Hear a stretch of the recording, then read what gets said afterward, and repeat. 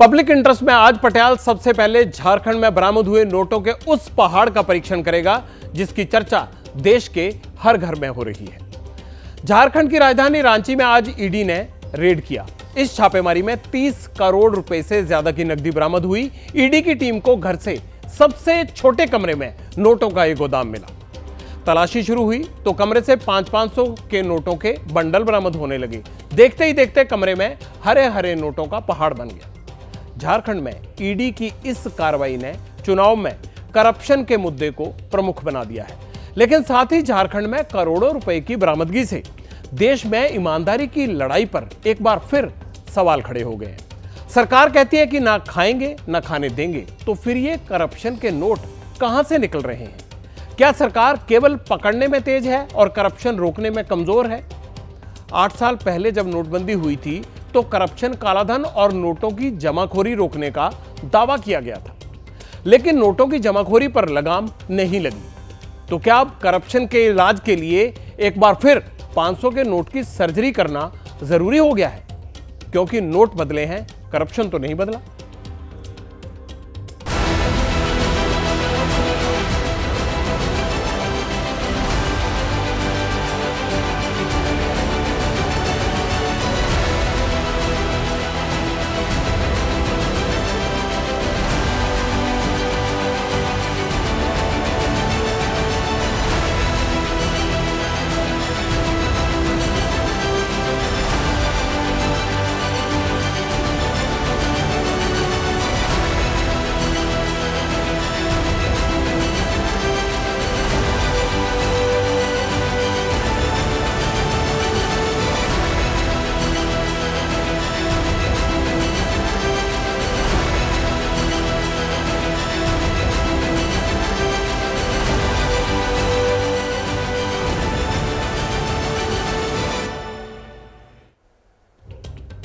Corruption के इलाज के लिए क्या एक बार फिर 500 के नोटों की सर्जरी होनी चाहिए?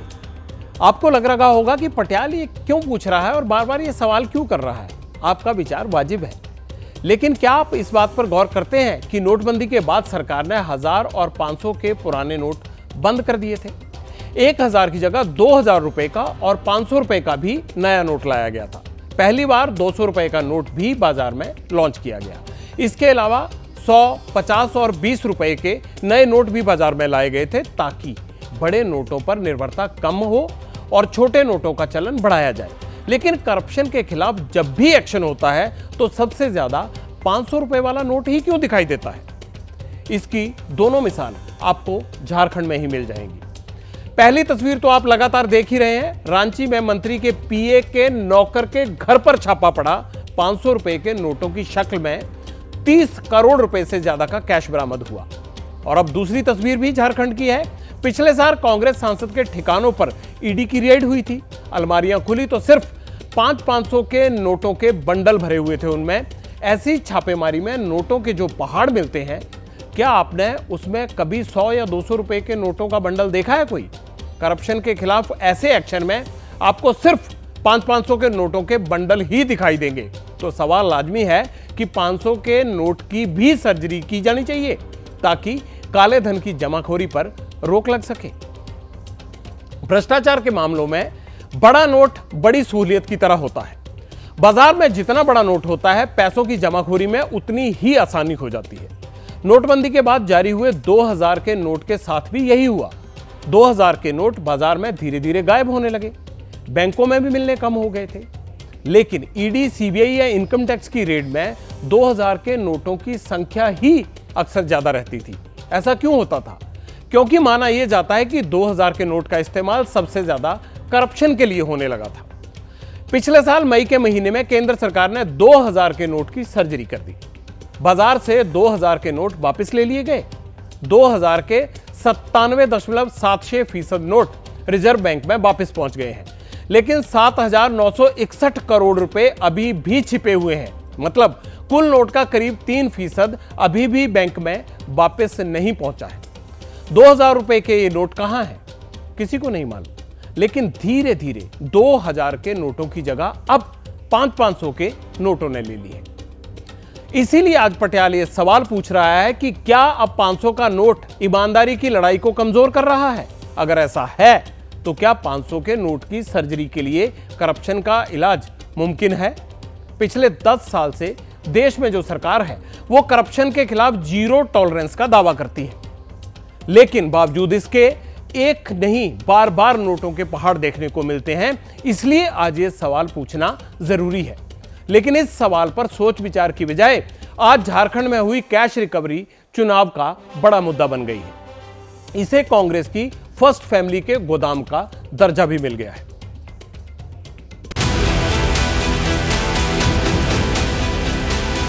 घर जाओगे तो टीवी पे देखना, आज यहां पड़ोस में झारखंड में नोटों के पहाड़ मिल रहे हैं, नोटों के पहाड़। मैं रुपया एक भेजूंगा, एक पाई भी किसको खाने नहीं दूंगा, और जो खाएगा वो जेल जाकर के खाना खाएगा। मुझे आपकी पाई पाई बचानी चाहिए कि नहीं बचानी चाहिए? नरेंद्र मोदी ने तो इतना खा लिया कि बदहजमी हो गई, डकार लेकर भी पचा नहीं पा रहे हैं। जो बदहजमी हुई इलेक्टोरल बॉन्ड में, जो चंदा लेकर धंधा दिया। झारखंड में 30 करोड़ रुपए एक मंत्री के यहाँ से पकड़ा गया। इतना सारा पैसा कहाँ से आता है, किसका है?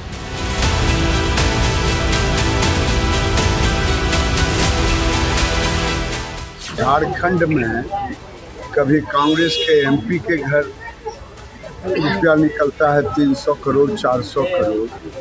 ये पैसा इकट्ठा करके मोदी को हराने के लिए ये पैसा इकट्ठा हो रहा है। ऐसा तो नहीं कि जो पैसे पकड़े जा रहे हैं वो कहीं सप्लाई होने के लिए रखे थे। जिनके पास से भी नोटों के ये पहाड़ मिलते हैं वो कांग्रेस की फर्स्ट फैमिली के करीबी होते हैं। संजीव लाल एक सरकारी मुलाजिम है। ईडी का क्या निष्कर्ष आएगा बाद में बताया जाएगा। अब ईडी के सर्वे में दिख रहा है कि संपत्ति का बंटवारा किस ढंग से हो रहा है। निजी सचिव के नौकर के यहाँ करोड़ों मिल रहे हैं।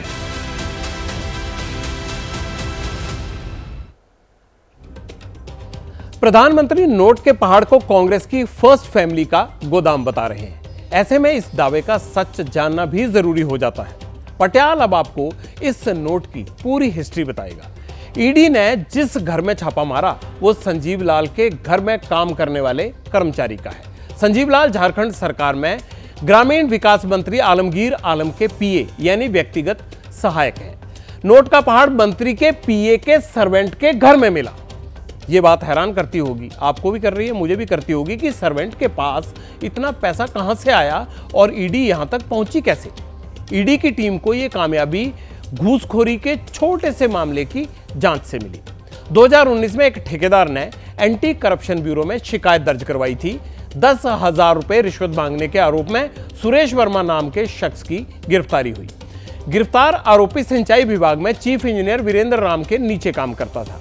मामले की जांच एसीबी से ईडी के हाथों में पहुंच गई।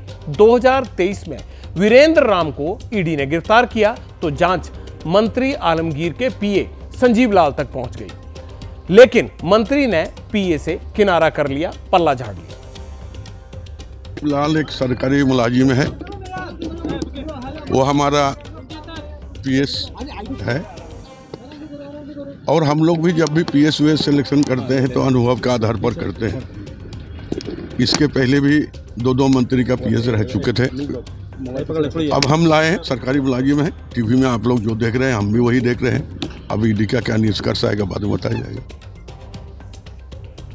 अगर ईमानदारी का कमिटमेंट पक्का है तो पहाड़ बनने से पहले रोके क्यों नहीं जा सकते?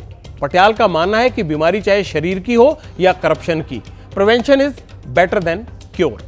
जैसे ही घड़ी का काटा दोपहर 2:30 पे आए, बबीता जी का दिल सास बहू साजिश के लिए मचल जाए। और ये है इनकी बहू, पूरे दिन ऑफिस की टेंशन हो जाए गॉन जब ये करें अपना फेवरेट शो फ्री टाइम पे ऑन। इनकी तरह आप भी देखिए अपना फेवरेट शो अपने टाइम पर और डाउनलोड कीजिए एबीपी लाइव ऐप अपने स्मार्ट टीवी पर।